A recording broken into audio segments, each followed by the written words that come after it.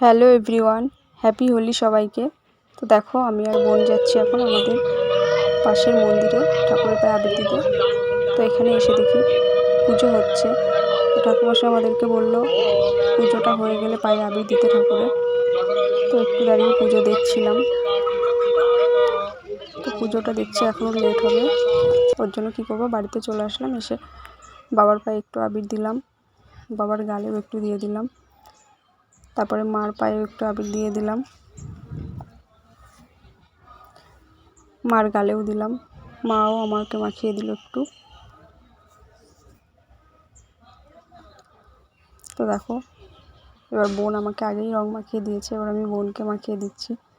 আগেই আমাকে পুরো ভূত করে দিয়েছে মাখিয়ে। তো দেখো মেয়েকেও একটু রং মাখিয়ে নিলাম, মেয়েও আমাকে দিল, দিয়েও চলে গেল খেলা করতে। তারপরে দেখো এই যে সব কচি কাচারা খেলছিল, ওদের সাথে একটু করে নিলাম। তারপরে এই যে চলে এসছে আরেকজন, পুরো তো ভূত হয়ে এসছে।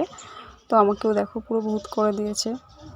তো দেখো তিনজনে মিলে একটু ছবি তুললাম, তারপরে আবার চলে আসলাম। পুজো শেষ হয়ে গেছে। তো এবার আমি ঠাকুরের পায়ে আবির দিয়ে দিলাম, দিয়ে